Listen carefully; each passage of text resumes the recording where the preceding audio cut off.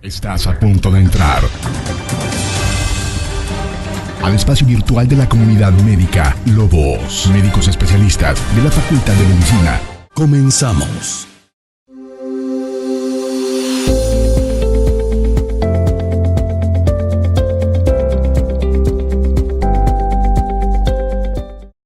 Hola, ¿qué tal amigos? Bienvenidos a su programa Revista Médica Lobos FM, un sábado más con un programa pues dedicado para cada uno de ustedes, tratando de comunicarles un poquito de prevención y promoción de la salud a través de los diferentes padecimientos que tenemos. Y hoy en día tenemos pues una invitada de lujo, doctora Ariel Gutiérrez. Buenas tardes, doctor Navarro. Sí, es efectivamente. Hoy bienvenidos a todos a Revista Médica Lobos FM. A quien nos está escuchando ahorita en sus casas, en sus vehículos, a la comunidad universitaria y sobre todo a los alumnos de la Facultad de Medicina de la Universidad Autónoma de Durango. Bien dicho, doctor, un programa más de promoción a la salud, y hoy acabamos de pasar prácticamente de conmemorar el Día del Niño a media semana, y hoy estaremos hablando precisamente de un tema que atañe a los niños, pero que también está ya convirtiéndose en un problema de salud pública en nuestro medio y que también está afectando el entorno y la dinámica familiar. Y hoy tenemos con nosotros, como bien dice el doctor, una invitada muy especial de lujo que nos va a estar hablando sobre lo que es el autismo en los niños. Es correcto, hay mucho desconocimiento alrededor de esta condición, pero pues tenemos, creo, a una persona que nos puede sacar de dudas en cuanto a todo esto. Y recordando que estamos transmitiendo completamente en vivo a través del 93.7 FM, Lobos FM, y también estamos a través de nuestras diferentes plataformas en Facebook, YouTube y Spotify como Revista Médica Lobos FM. De igual manera a través de nuestras plataformas de redes sociales como Instagram y X como @Revista Lobos CLN. De esta manera podrán estar dándole difusión y escuchando y viendo nuestro programa. Si en este caso no pudo verlo a través del momento en vivo, bueno, lo puede hacer a través de las diferentes plataformas que están diseñadas para cada uno de ustedes, doctor Ariel. Así es. Y hoy, volviendo al tema que vamos a tratar el día de hoy, doctor Navarro, tenemos como invitada a la doctora Celia Yarasli Ramón Pedraza. Ella es médico salubrista, pero tiene un entrenamiento en neurodesarrollo en la población infantil y nos estará sacando de todas esas dudas sobre lo que es el espectro autista. Bienvenida, doctora. Muchísimas gracias por su tiempo. Muchas gracias, doctor Ariel. Muchas gracias, doctor Juan Carlos Navarro, por la invitación. Yo siempre gustosa, feliz de estar aquí y pues bueno, de poder compartir con todos sus radioescuchas pues esta información.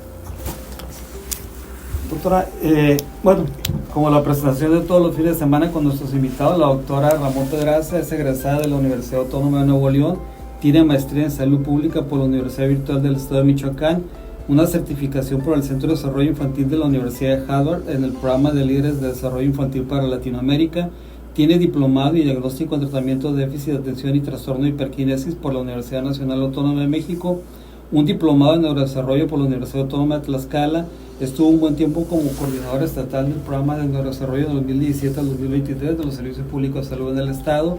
Actualmente es socia activa de la Sociedad Mexicana de Salud Pública y ahorita en este momento secretaria general del Consejo Directivo de la Sociedad Sinaloense de Salud Pública.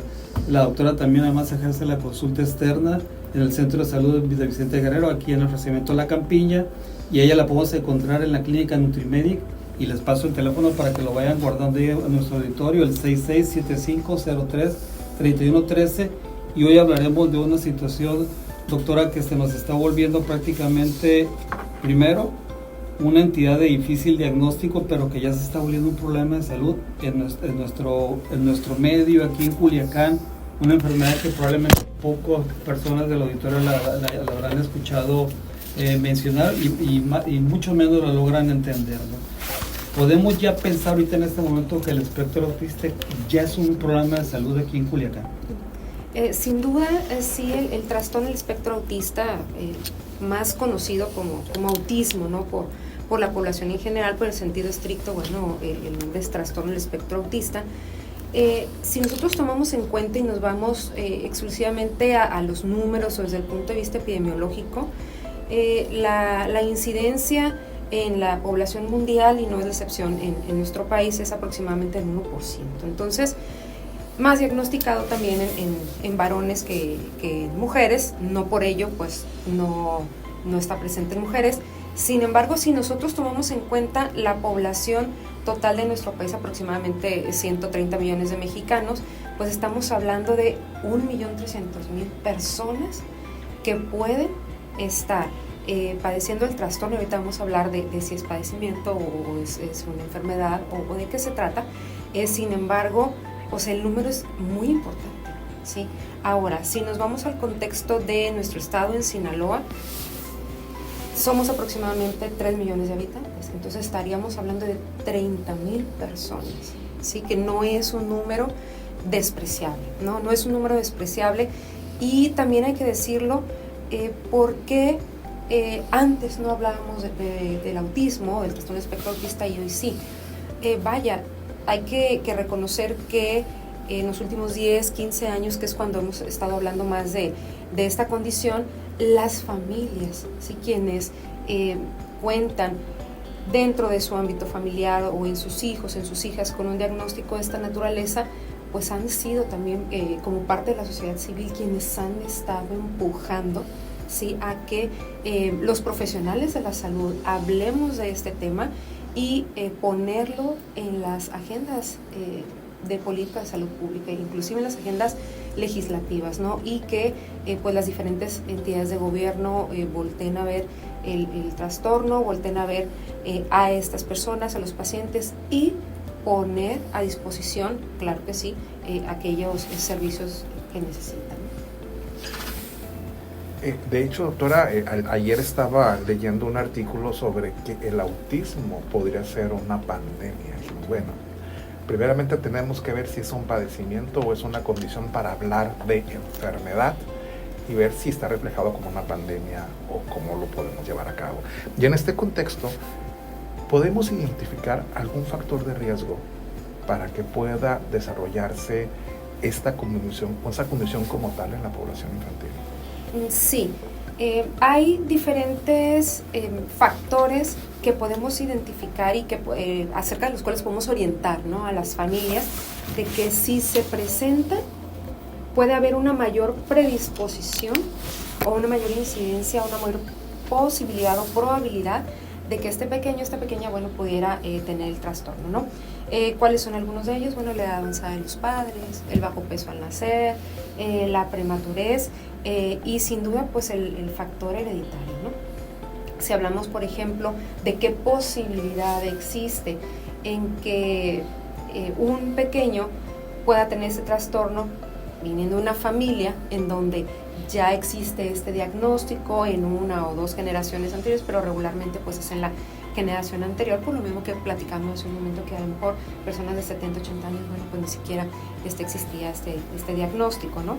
Entonces, bueno, la posibilidad, dependiendo mucho de qué fuente consultemos, pero puede variar desde un 37 hasta un 90%, ¿no?, de heredabilidad. Entonces, especial atención, obviamente, y especial consejo, ¿no?, genético y consejo a los padres de familia de que, bueno, hay que poner especial atención si alguna de estas condiciones se cumple, ¿no? Si bien es cierto, algunas de ellas pues son generales y aplican a un sinfín de trastornos, vaya el neurodesarrollo, pues no es la excepción, ¿no?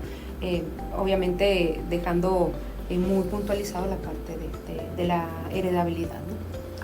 Doctora, me llama mucho la atención lo que acaba de mencionar hace rato sobre el asunto de los números, bueno, la frecuencia con la cual podemos inferir que en nuestra población tenemos alrededor de cerca de 30,000 niños potencialmente con este padecimiento, nada más aquí en el estado de Sinaloa.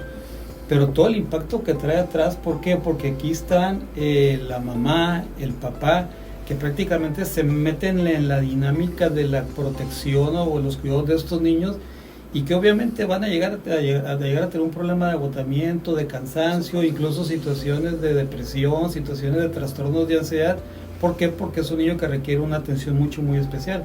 Entonces, al impactar también en esos grupos sociales, ya se vuelve una situación mucho más complicada como un problema de salud pública. Absolutamente.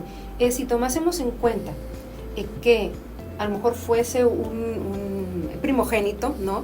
Este pequeño, bueno, al menos 2 personas también estarían implicadas, papá y mamá o, quienes ejerzan pues esa figura materna o paterna, ¿no? Además de su círculo familiar más inmediato, ¿no?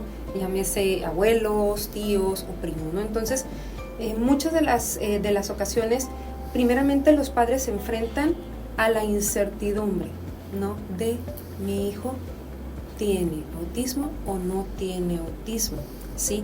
¿Por qué? Porque notan algunas actitudes, algunas conductas que el resto de los niños no las presentan, o bien, si ya son padre y madre previamente, entonces se dan cuenta que los otros hermanitos pues no fueron igual que este nuevo miembro de la familia. Entonces, primero el enfrentarse a la incertidumbre, posteriormente a la aceptación del diagnóstico, ¿sí? O sea, el impacto emocional que tiene es importante. Posterior a ello es, explicar, psicoeducarse ellos y a su entorno en qué consiste el trastorno, cuáles son las características de este pequeño, porque hay que decirlo, ningún caso de un pequeño con trastorno del espectro autista es igual a otro, ninguna característica es igual a otra, ningún comportamiento es igual a otro. Entonces, explicar en ese entorno familiar más próximo cuáles son las conductas que tiene este pequeño, cómo hay que manejar las conductas de este pequeño, y después de salir de este entorno familiar, se van al entorno de la comunidad en donde el niño convive en un entorno social y más allá, y hay que puntualizarlo muy bien, hay que darle la importancia que tiene el entorno educativo. Muchas veces desde el punto de vista de la salud hablamos precisamente solo de la parte de la implicación biológica o la implicación conductual que tiene, pero el entorno educativo es sumamente importante. El estrés que les genera a los padres, a veces un viacrucis, ¿no? Buscar y encontrar un plantel educativo en el cual pueda tener inclusión este pequeño, y posteriormente, obviamente, el impacto financiero que tiene también en las familias, ¿no? Entonces, sin duda, el impacto que tienen los padres es importante. Le llamamos síndrome de agotamiento del cuidador, ¿sí? Entonces, la salud mental de los padres es sumamente importante cuidarla. Ellos también, al igual que el pequeño, pues tienen que estar en un proceso de psicoterapéutico. Pues muy interesante todo lo que hemos estado platicando, doctor. ¿Por qué? Porque muchas personas que hablan que esto realmente es algo nuevo, es que esto es nuevo, que por la comida que se está teniendo. No, esto prácticamente siempre ha existido, solamente que hoy en día se está socializando más para que tengamos elementos y herramientas para poder detectarlo de una forma temprana y que puedan recibir pues las terapias que se puedan requerir o los manejos que se puedan requerir. Y en este contexto, doctora, ¿a partir de qué edad se puede hacer una detección en donde puede estar alterado quizás el comportamiento de nuestros niños? ¿A partir de qué edad podemos decir, bueno, esto no es normal que se esté presentando? Él se hace muy raro que pues, no se esté riendo, o cuando yo le hago costillas o me le estoy sonriendo, y que pues que sea completamente o sea, que me ignore completo. Entonces, ¿a partir de cuándo podríamos decir que empecemos a detectar los primeros focos de alarma para el diagnóstico de un cuadro de autismo? Bueno, podemos hablar de edades tan tempranas como los 2 meses de edad para notar conductas, y yo creo que aquí sí vale la pena precisar qué conductas, dependiendo de la edad, presenta un pequeño. Y habrá quien nos diga, ¿cómo voy a detectar a los 2 meses de edad cuando es un lactante, que bueno, tiene poca movilidad, que está en su cunita, que lo cargo para darle pecho, que los familiares, bueno, lo abrazan? ¿Cómo me puedo dar cuenta a una edad tan pequeña que hay conductas que no son las esperadas para ese grupo de edad? Por ejemplo, si es un bebé que llora constantemente y que no encontramos la causa. Muchas veces el llanto, que bueno, aprendemos a identificar, cuando es por hambre, cuando tiene sucio el pañal. Sin embargo, Este llanto inclusive puede ser provocado porque la sensación que les da la cobijita o la sabanita no es agradable para ellos.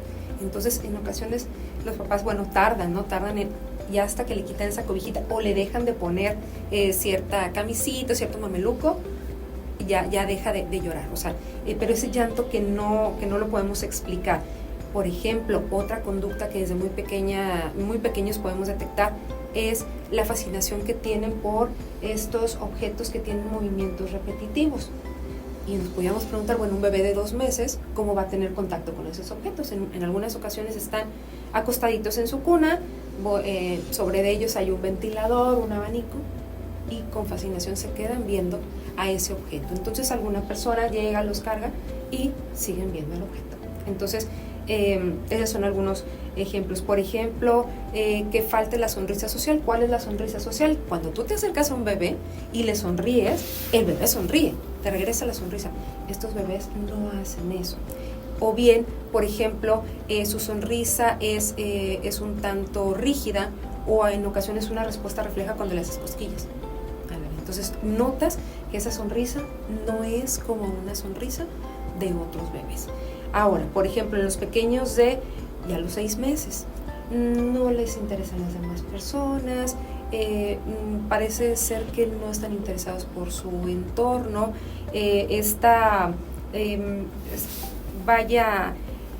hipersensibilidad o hiposensibilidad a algunos estímulos alimentarios, por ejemplo, se hacen notables. ¿Por qué? Porque a los 6 meses entramos a la lactación, es decir, el pequeño ya no es alimentado al seno materno o en su efecto con fórmula, entonces empieza a tener contacto con algunas texturas diferentes.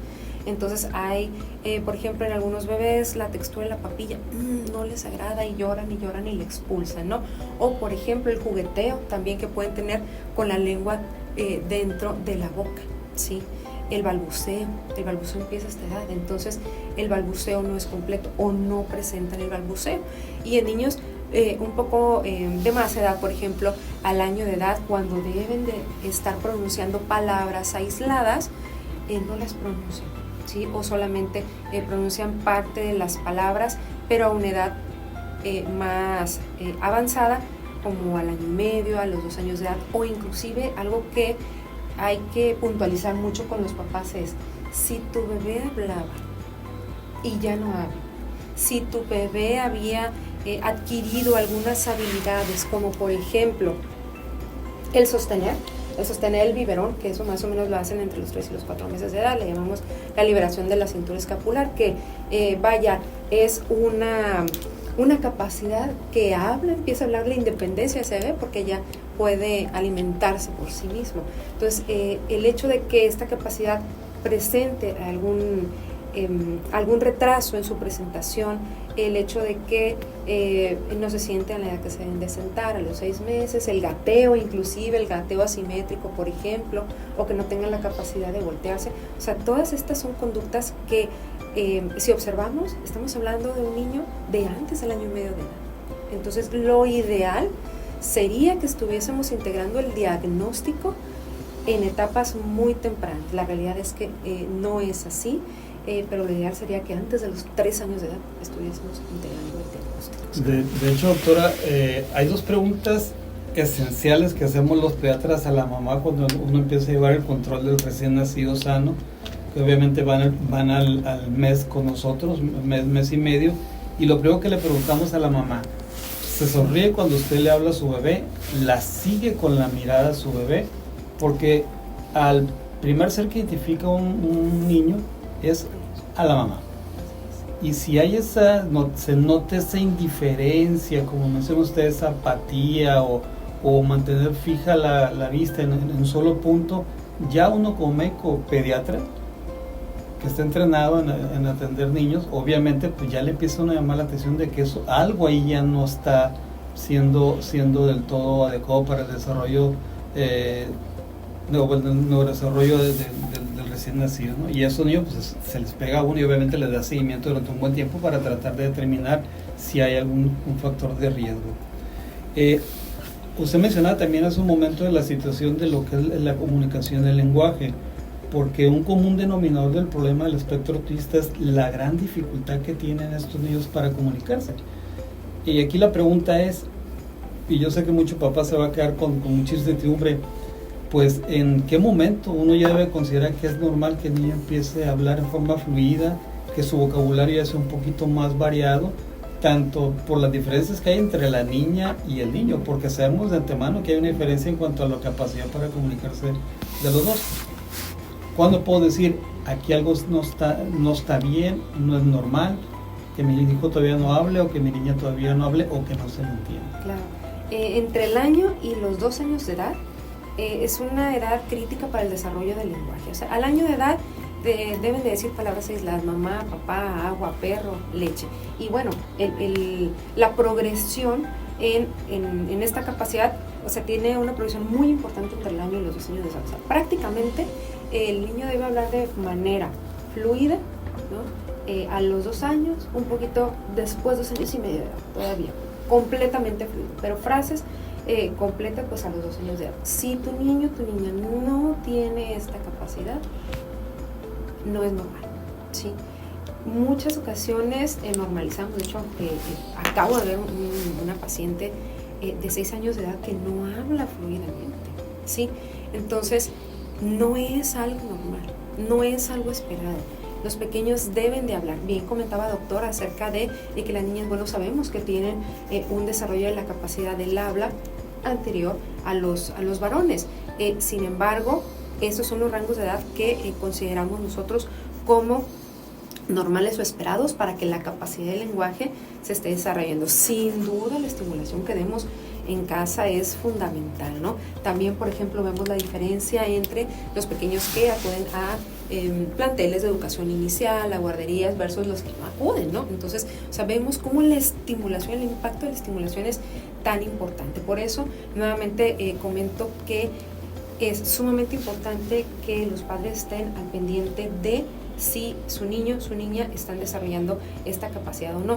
Pero también hay que decir que no solamente la capacidad del lenguaje, o más bien de la comunicación, es uno de los dominios que está afectado en este tipo de trastornos, sino también el de intereses muy específicos, ¿no? Por ejemplo, cuando vemos a un pequeño que tiene fascinación a lo mejor por cierto tipo de juguetes, a lo mejor le gustan solo los dinosaurios, solamente los programas de dinosaurios, o la Vía Láctea, ¿no? O las estrellas. Entonces tienen esos intereses muy, muy específicos. Pero hablando, por ejemplo, de lactantes, ¿sí? En ocasiones tienen apego a objetos que regularmente un pequeño no tendría apego. Por ejemplo, a un gancho de la ropa, por ejemplo, a lo mejor a una vasija, a un bote de plástico. Cuando los niños pues regularmente buscan los juguetes y tienen juegos significativos o un juego de roles, ¿sí? Le preguntas, por ejemplo, si hay una caja de cartón y tú la ruedas, ¿qué es esto? Te dice un carrito, aunque no tenga, ¿no? el carrito propiamente dicho. Estos pequeños no hay un juego significativo. O en lugar, por ejemplo, un cubo de apilarlo, pues alinean los cubos en lugar de apilarlos, ¿no?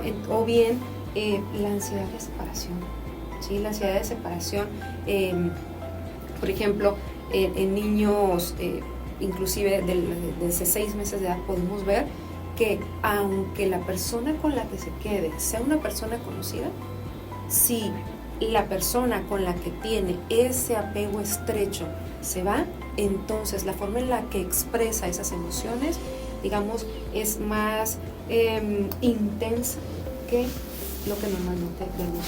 Es decir, los berrinches, las rabietas, las mamás nos dicen, los papás, el niño se traba y no puede expresar de otra manera, porque vaya, es una expresión, como comentaba, más intensa que lo regular. Muy bien. Doctora, ahorita comentando acerca de que cuándo es cuando tenemos que detectar los problemas del lenguaje, pues tenemos muchos papás que dicen, no importa, mi hijo,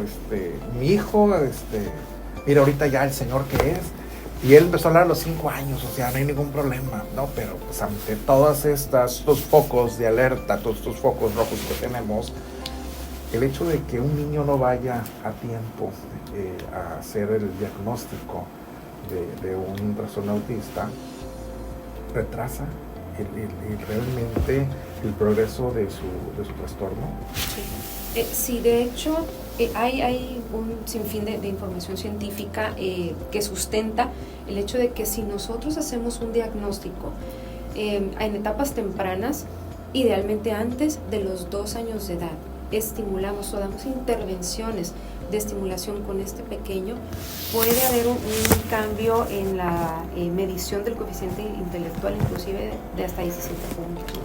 Entonces, sí es sumamente importante las intervenciones tempranas que nosotros realicemos con estos pequeños. El pronóstico, si cambia, le damos una mejor oportunidad de desarrollo y de independencia, porque no hemos hablado de esa parte, el por qué consideramos una condición o el por qué un padecimiento, ¿no? Sin duda, el trastorno del espectro autista es un trastorno del neurodesarrollo, o sea, en el sentido estricto de la definición, ¿sí? Entonces, por ende, bueno, nos habla de que hay que dar o hay que hacer intervenciones multidisciplinarias para lograr que este pequeño, bueno, alcance su máximo potencial. ¿Cuál va a ser ese potencial? Pues mucho depende de qué etapa de la vida intervengamos. O sea, si es un pequeño de 8 años, ¿hay algo que hacer? Claro que sí, pero pues nunca va a ser igual que si intervenimos al año o a los 2 años. Incluso ahí me he encontrado con colegas que yo siempre les veía algo especial, o sea, bueno, es su forma de ser, es su forma de ser. Y al tiempo me los encuentro y me dicen, ¿qué crees? Me acaba de hacer diagnóstico de autismo. ¿Y cuándo? Pues es que ahora está tan socializado esto, que dije, oye, algo no está bien en mí, o sea, ¿por qué no encajo aquí o no encajo acá? Entonces tengo que ver. Entonces, hay posibilidades de que realmente el diagnóstico podamos retrasarlo y que el paciente pueda tener realmente una recuperación ante este trastorno. Bueno, hablando de los adultos, porque también es muy frecuente que en cuanto a los trastornos del neurodesarrollo nos refiramos a los niños o al adolescente, pero ya cuando hablamos de los adultos, como que muchas veces lo dejamos de lado y no pensamos en el adulto. Mira, hay que decir que el trastorno del espectro autista, por eso le llamamos del espectro, ¿sí? ¿Por qué? Porque hay una serie de conductas que pueden presentarse o no, y hay una serie de formas de presentarse o no, y de grados en los que se presentan. Entonces, hay personas que son altamente funcionales, ¿sí? Es decir, el grado de su trastorno es leve o inclusive subclínico, o bien en los entornos en los cuales se desenvolvieron. Por ejemplo, no eran entornos en donde existiera mucho contacto físico, que bueno, también es una de las características que pueden presentar esas personas, que no les gusta el contacto, o bien la interacción social pues no es tan fluida y tan, fluido característica como del resto de las personas. Entonces, son muy funcionales, inclusive quienes hacen activismo, ¿sí? A propósito del trastorno, tienen una capacidad funcional alta. Entonces, muchas veces los diagnósticos los hacemos a los pequeños y papá o mamá del pequeño, o sea, cuando estamos haciendo el diagnóstico. Puede ser el caso de estas personas que me comentas, ¿no? Entonces, hay algo que hacer, siempre hay algo que hacer. Primeramente, cuando tú le das el diagnóstico, hay algo en ellos y en ellas que automáticamente hace clic y entienden qué ha sido lo que les ha pasado a lo largo de su vida, porque tienen tendencia a la depresión, por ejemplo, porque tienen una tendencia a la ansiedad, porque tienen trastornos alimentarios, también tienen trastornos alimentarios, porque es falta de atención, por ejemplo. Entonces, hay algo que hacer, siempre hay algo que hacer. Lo primero es decir el diagnóstico y educar. O sea, la parte de la educación, de la psicoeducación, es el primer paso en cualquier algoritmo de tratamiento. Si hablamos de la sociedad americana, si hablamos de lo que hacemos en Latinoamérica, si hablamos de lo que hacemos en Europa, es el primer paso. Entonces, informar cuál es el trastorno, cuáles son las características, en qué aspectos de su vida ha repercutido y qué es lo que podemos hacer.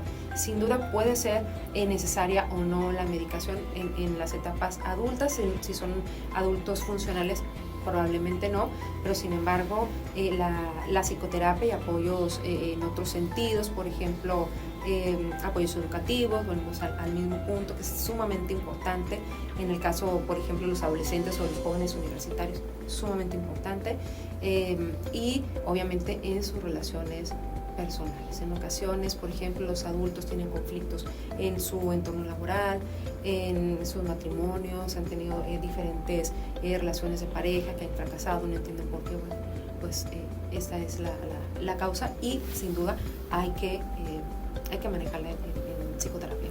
Ok. Doctora, facialmente podemos hacer un diagnóstico en personas con autismo. Facialmente tendrá que ver algo sus facias. No hay un rasgo característico. El diagnóstico es clínico, sí, es un diagnóstico clínico en donde diferentes profesionales de la salud debemos de tener participación.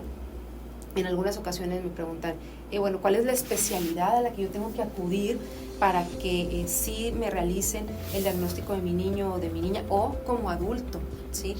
Les podría decir que pediopsiquiatría es una de las especialidades, neurología pediátrica es otra de las especialidades. Sin embargo, en pediatría general, en medicina familiar, en medicina general, es sumamente importante que nos entrenemos, que nos capacitemos para detectar los signos de alarma, ¿sí?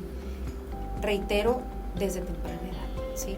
Lo comentaba el doctor Ariel hace un momento, la consulta en niños sanos, o sea, es sumamente importante, y esto sí hay que comentarlo, creo yo, que hasta el cansancio, que a los niños no lo deben de llevar a la consulta del niño sano, ¿sí? Al mes de edad, a los 2 meses de edad, idealmente en el primer año de edad, pues debería ser cada mes. En muchas ocasiones solamente acuden a la vacunación cada 2 meses, y bueno, si es en una institución de salud, ojalá, idealmente nos deberían estar enviando los servicios de vacunación a los pequeños que no hayan nunca tenido contacto con la consulta del niño sano. Entonces, mensaje para papá, mamá, para los abuelitos, para los profesionales de la salud, es sumamente importante la consulta de niño sano. Entonces, el entrenamiento que debemos de tener es sumamente importante. Ojalá más profesionales de la salud se interesaran en entrenarse en este tipo de trastornos, y no tan solo el personal médico, el personal del área de psicología, por ejemplo, el personal de enfermería.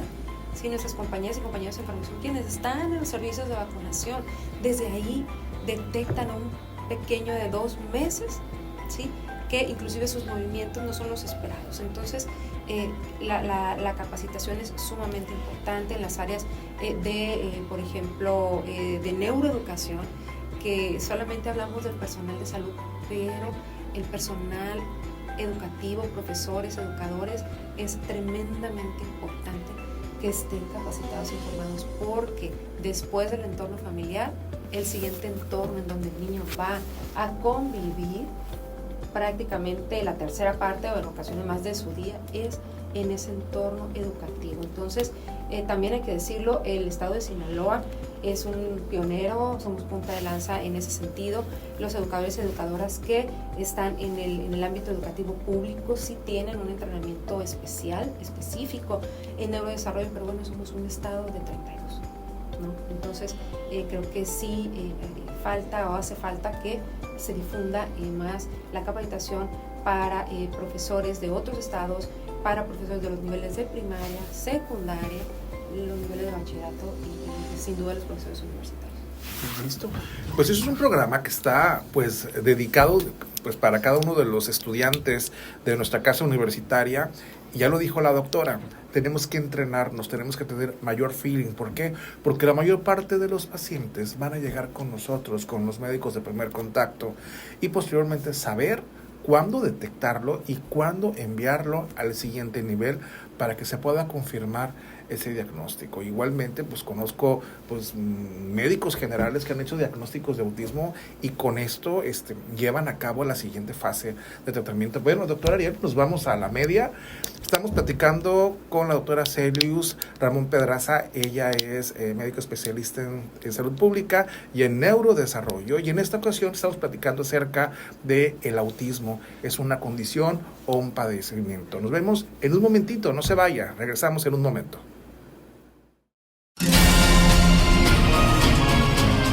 Nuestra pasión es cuidar de tu salud. Ya regresan los mejores consejos para que tengas una vida plena de salud. Revista Médica Lobos FM. Vuelve después del corte.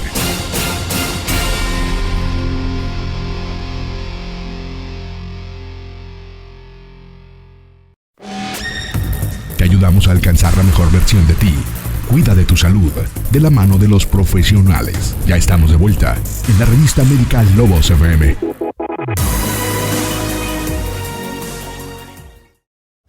Regresamos después del corte y continuamos aquí en su programa Revista Médica Lobos FM por el 93.7 de su radio. Hoy estamos hablando del aspecto autista. Doctor Navarro, acabamos de escuchar un tema muy memorable de la banda de Pink Floyd de por allá a fines del año de 1979, Confortablemente Obnubilado. Es todo un tema, es toda una recopilación, a lo mejor un poquito lo que hemos estado hablando, el que de pronto uno como niño trae muchas cosas en la cabeza, trae muchas intensidades, tantas energías, y de pronto va llegando uno a la etapa en la cual se empieza a dejar uno llevar. Es un tema muy para pensarlo, para meditarlo. Exacto, ya desde entonces Pink Floyd, pues ya en los años 70 ya como que más o menos pintaba en lo que veía a su alrededor, y pues es un claro ejemplo, ¿no? Hoy en día, y que podemos adoptarlo directamente en la charla del día de hoy, doctora Inés. Sí, ¿no? Continuamos, está con nosotros la doctora Celios Ramón Pedraza. Ella es médico saludista y tiene mucha experiencia en lo que es el neurodesarrollo en nuestros niños, y estamos hablando de lo que es el espectro autista. Doctora, hemos hablado ya durante la primera parte del programa de todas las manifestaciones de las cuales debemos de estar pendientes para poder hacer un diagnóstico oportuno en los niños con este trastorno, tanto por los padres que se empiecen a sensibilizar e identificar esos signos que puede presentar un niño con este problema, pero también los médicos que estamos o que están en la consulta de primer contacto.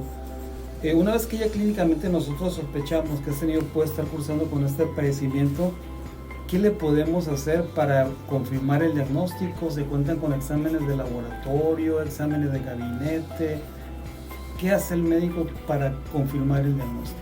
Ok, bueno, como bien comentaba usted, doctor, primeramente, bueno, tenemos criterios clínicos bien definidos que, bueno, a nivel mundial están establecidos. Hay algunos documentos que se llevan a cabo, o más bien que se aplican en Europa, y otros pues, que aplicamos acá en el continente americano, ¿no? Hablando específicamente del DSM-5, que bueno, pues es el manual que actualmente está vigente, que nos habla de, bueno, de todos los trastornos de salud mental. En el capítulo de neurodesarrollo pues tenemos muy bien establecidos cuáles son esos criterios clínicos, ¿no? Además de los criterios clínicos, que bueno, pues no ahondaremos en ellos específicamente, sí se debe de cumplir como criterio que las manifestaciones se hayan dado en la primera infancia. También es algo importante de comentarlo, porque nuevamente comento, si bien es cierto que estamos hablando de niños, bueno, y en el adulto, ¿cómo se establece el diagnóstico en el adulto? Entonces, bueno, parte de esos criterios abarcan o implican el hecho de que las manifestaciones hayan estado presentes en la primera infancia.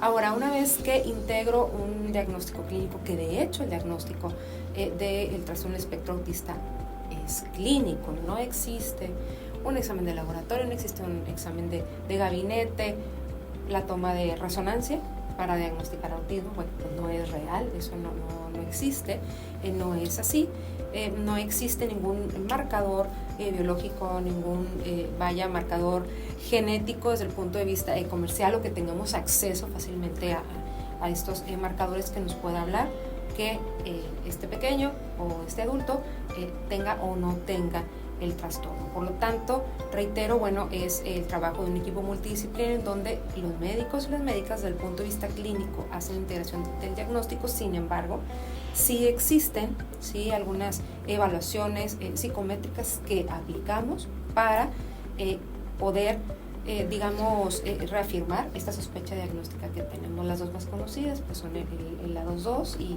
el ADIR, ¿no? Que son entrevistas clínicas por un lado y escalas de evaluación por otro, que aplica personal de la salud entrenado, puede ser personal médico entrenado específicamente para la aplicación de estos instrumentos o con mayor frecuencia personal del área de psicología. Reitero, pues para la aplicación de estos instrumentos se necesita un entrenamiento especial y una vez que conjuntando la sospecha clínica, todos los criterios diagnósticos en conjunto con estas pruebas o baterías de apoyo, entonces integramos el diagnóstico. Reitero, puede ser por personal especializado y capacitado en el trastorno. Doctora, pues hoy en día tenemos pues múltiples profesionales de la salud que pueden hacer este tipo de diagnósticos. Yo lo platicaba, un pedopsiquiatra, un médico general, un médico que esté entrenado en este tipo de trastornos, un psicólogo, sí, hablaba ahorita hace un momento acerca de las enfermeras que también pueden hacerlo. Pero hoy en día, en nuestra entidad, tenemos el suficiente personal para hacer las identificaciones a tiempo de este tipo de trastornos. Mira, si hablamos de personal médico especializado, la realidad es que es insuficiente. O sea, si hablamos específicamente, por ejemplo, del área de pediopsiquiatría o de la subespecialidad de pediopsiquiatría, pues hay 3 pediopsiquiatras en todo el estado. O sea, no hay manera de que esta especialidad pudiera estar cubriendo todos los trastornos del neurodesarrollo, porque aquí estamos hablando exclusivamente del trastorno del espectro autista, pero hay TDAH, los trastornos del lenguaje y los trastornos del aprendizaje. O sea, es un abanico, una serie de trastornos del neurodesarrollo, además de los trastornos de salud mental, etcétera, ¿no? Que se presenten por sí mismos en niños y en adolescentes. Entonces, por supuesto que es insuficiente en el caso de los especialistas y las especialistas en neurología pediátrica de igual manera. Obviamente, pues la mayor concentración está en la ciudad de Culiacán, pero y el norte del estado y el sur del estado, bueno, pues los profesionales de la salud especializados, la cantidad es mucho menor. Entonces, de ahí que haya la necesidad imperativa de formar profesionales de la salud específicamente en estas áreas, ¿no? En las áreas del neurodesarrollo. Pero más allá de esto es la capacitación continua que tenemos que estar dando y debemos estar dando a todo el personal de la salud. Es decir, promotores de la salud debemos de ser todos, ¿sí? Promotor de la salud, trabajadora social, el personal administrativo también, o sea, todos los que participamos en la atención desde el punto de vista de la salud de una persona, de un individuo, no importa la edad que tenga, debemos de estar capacitados. Y vuelvo a comentar, no importa la edad que tenga, claro que nos llevan al pequeño, pero parte de la atención que integralmente debemos de dar al pequeño es voltear a ver a mamá y voltear a ver a papá, ¿sí? Entonces, todo el personal de la salud debería estar capacitado para la detección al menos de los signos de alarma, al menos. ¿Por qué? Porque en muchas ocasiones son más que evidentes y no necesariamente el pequeño o la pequeña deben estar en consulta, en la sala de espera te das cuenta, el servicio de consultación. Hace un momento, doctor, usted mencionaba algo que la verdad a mí se me hizo algo refrescante, ¿no? El saber de que en el caso específicamente de las educadoras, los educadores y los maestros que está prácticamente buena parte del día con esos niños, sí tienen esa sensibilización de poder identificar y esa capacitación a los niños con este tipo de trastorno. Nosotros lo hemos vivido precisamente aquí en el Colegio Inglés de Durango, donde algunos niños ya llegan con el diagnóstico, pero otros son los mismos maestros quienes los empiezan a identificar. Y ahorita, bueno, afortunadamente con el hecho de tener ya nosotros un médico asignado aquí al Colegio Inglés de Durango, obviamente ya tenemos esa ventaja también de que se puedan profundizar más en el diagnóstico de estos niños. Ahora, hay una situación que angustia mucho a los papás, es, bueno, ya tenemos el diagnóstico, ya me dijeron que voy a tener que va a requerir de terapia mi niño, el pronóstico. ¿Qué determina que en algunos niños el pronóstico sea bueno, a mediano, a largo plazo, y que otros se tarde un poquito más en una recuperación y una integración a la sociedad? Bueno, realmente hay que comentar, ¿no?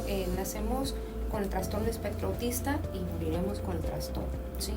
Es una entidad, una condición que, bueno, a lo largo de toda la vida, pues el individuo vive con ella. Sin embargo, mucho depende de el grado de, por decirlo así, de gravedad, el grado que tenga de habilidades o no el niño. ¿A qué me refiero? Bueno, hablábamos hace un momento de que hay niños altamente funcionales. En algunas ocasiones inclusive pues, la gente lo relaciona con que son niños o niñas genio. No tiene que ver, también es importante aclararlo, no tiene que ver con el coeficiente intelectual. Es cierto que conviven o concurren en el mismo individuo en ocasiones la discapacidad intelectual. Hablamos de entre un 30 y un 40% de discapacidad intelectual. Inclusive hablábamos también de la parte del lenguaje, que también la gente piensa es que son niños que no hablan. No es verdad. O sea, la mitad de los pequeños con el trastorno no tienen dificultades de lenguaje. Entonces, no es, digamos, caricaturizar desde cierto punto de vista al trastorno. Claro que no, la funcionalidad se da. Depende de qué, bueno, pues de la gravedad del trastorno. Cuando hablamos de un nivel en donde necesita apoyo en una mediana proporción, en una alta proporción, entonces pues obviamente que el pronóstico es menos alentador que cuando estamos hablando de un grado más funcional.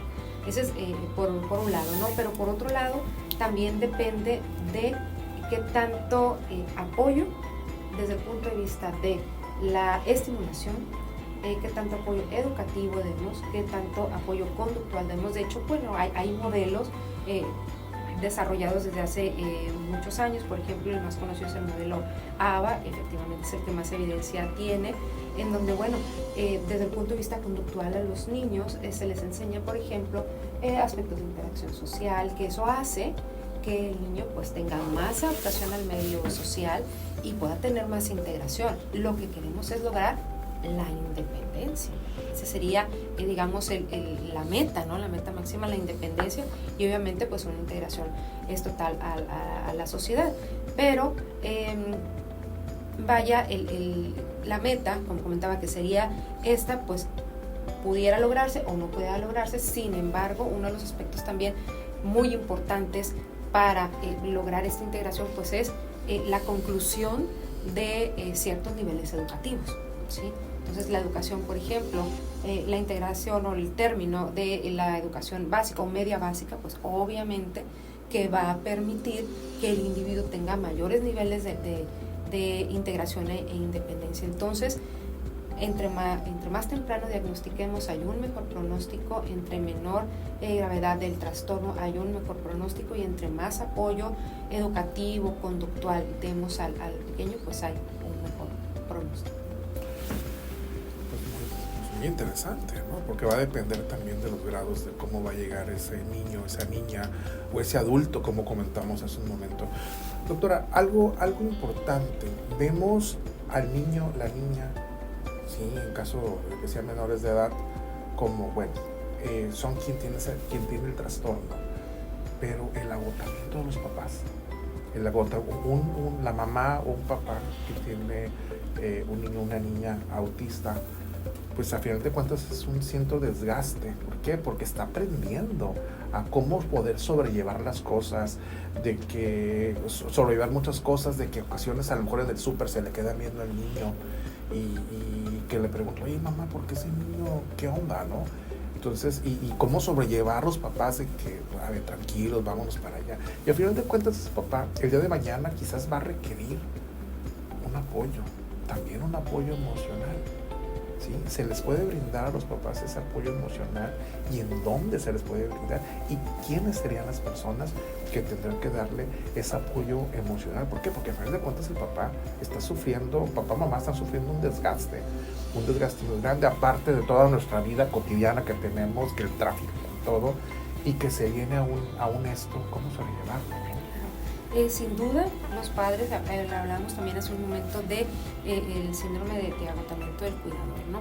Entonces, papá y mamá, los cuidadores principales del pequeño, que en algunas ocasiones, bueno, también, por ejemplo, los abuelos entran en esta dinámica.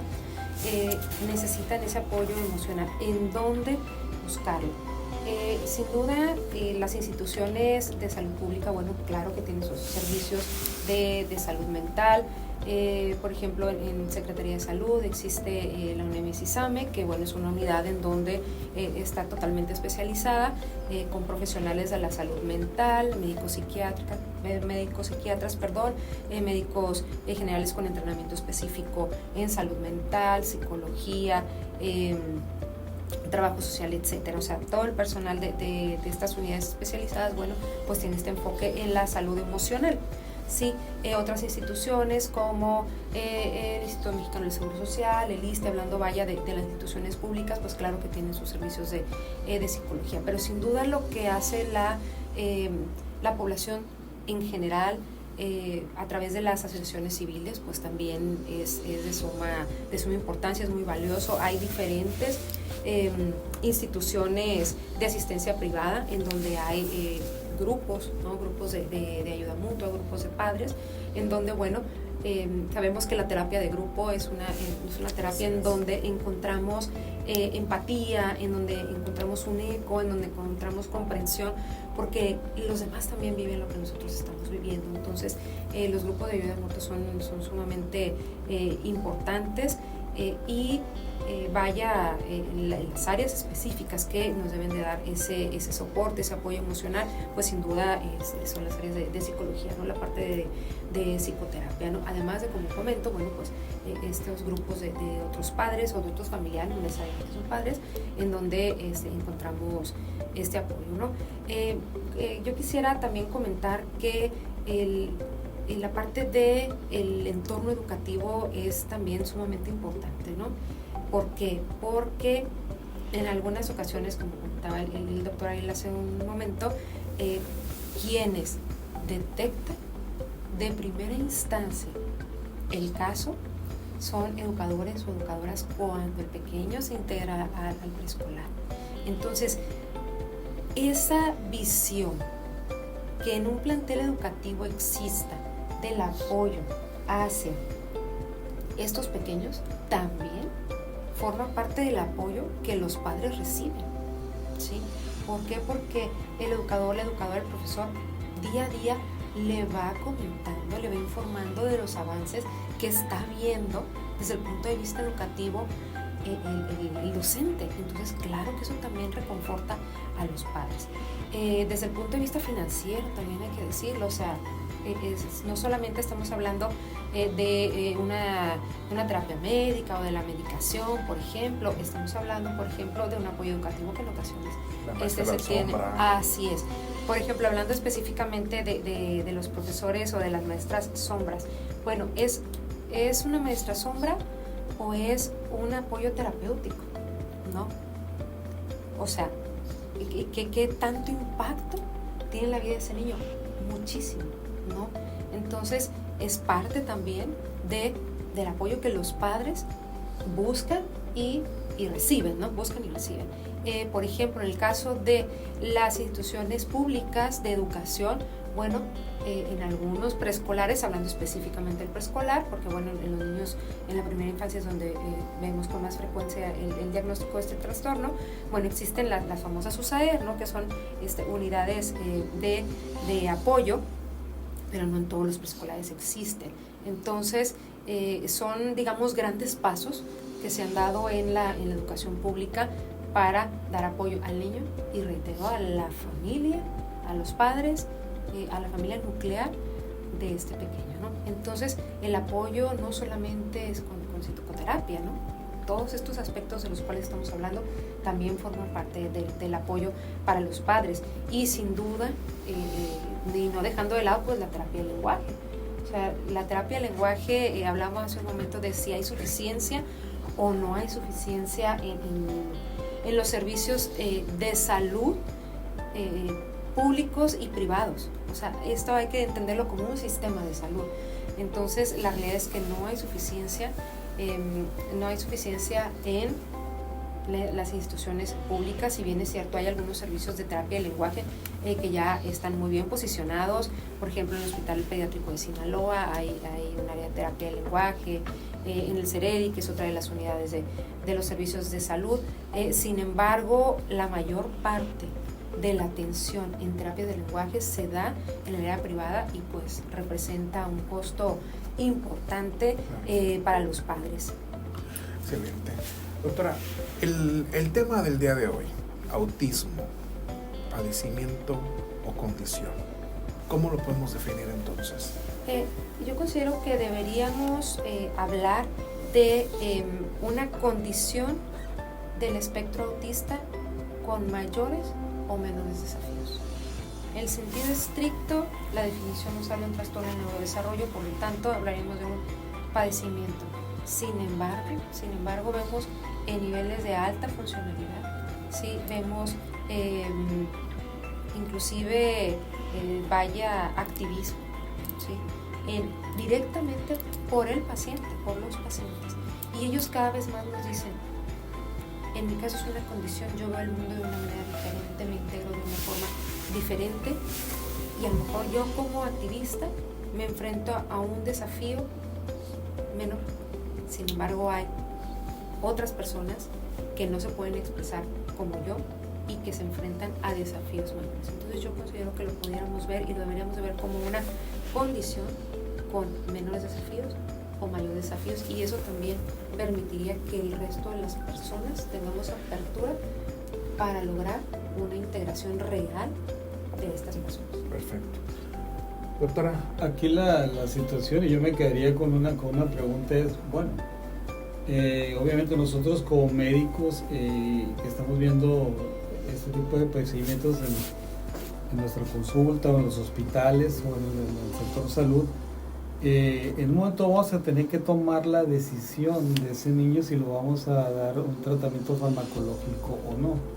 Entonces, ahí sí es cuando ya entran mucho las inquietudes. Bueno, estamos hablando de un problema que es una condición por una situación de un trastorno en el desarrollo cognitivo del niño, pero obviamente también en algún momento, en algunos niños específicamente, van a requerir de medicación.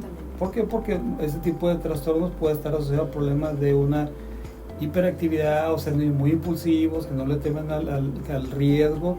Entonces, sí se va a requerir del fármaco. Entonces, yo creo que aquí es importante, bueno, como dice doctora, la participación de profesionales de la salud que identifiquen el grado de afectación para poder determinar quién sí y quién no va a requerir la medicación. Así es. O inclusive, por ejemplo, uno de los aspectos en donde precisamente la calidad de vida de los padres, su bienestar se ve trastornado, pues es la calidad del sueño, que son en ocasiones pequeños que tienen hiperactividad nocturna, no duermen. Entonces, pues una de las bases del bienestar de una persona pues es la calidad del sueño. Entonces ahí los padres reciben un impacto muy importante, en ocasiones se turnan, ahora toca a ti, ahora me toca a mí. ¿Por qué? Por precisamente en ocasiones la resistencia a la medicación. Sin duda, hay individuos que necesitan la medicación. En algunas ocasiones necesitamos, por un lado, darle información a los padres, por otro lado, convencer a los padres que los fármacos no son adictivos, que son necesarios para que su pequeño enfoque la atención, tenga menos hiperactividad, pueda acceder al aprendizaje de una mejor forma, y esto secundariamente, como comentamos, pues nos va a llevar a la independencia. Entonces, reitero, en el sentido estricto de la definición, por supuesto que es un trastorno, y como comentábamos, bueno, pues mucho dependería del grado, la necesidad de medicación o no, la necesidad de apoyos o no, pero reitero, bueno, pues, o los desafíos a los que se vayan enfrentando o no de su padecimiento. Excelente. Doctora, ¿dónde te pueden encontrar los pacientitos para que vayan contigo y que sean atendidos? Claro que sí, nos encontramos en Clínica Nutrimedic, previa cita. El doctor Ariel compartía los teléfonos para citas hace un momento, lo reitero, es el 6675-033113, en redes sociales, Facebook, Instagram, como doctora Celius Yarali Neurodesarrollo. Ahí constantemente estamos compartiendo información importante para que la población en general pues conozca más de este tipo de padecimientos o de condiciones. Excelente. Doctor Ariel, pues es una hora de información muy importante para nuestra población, para nuestros radioescuchas, para nuestro auditorio, y que pues se va como agua. Sí, no, y una pena que la doctora se nos vaya, porque la verdad toda la información que nos ha sido increíblemente interesante. O sea, obviamente los que hemos tenido durante muchos años trabajando con niños que nos ha tocado ese tipo de experiencias, obviamente toda la información está completamente actualizada. Algunas cosas obviamente yo las reconozco que las desconocía. Ha sido muy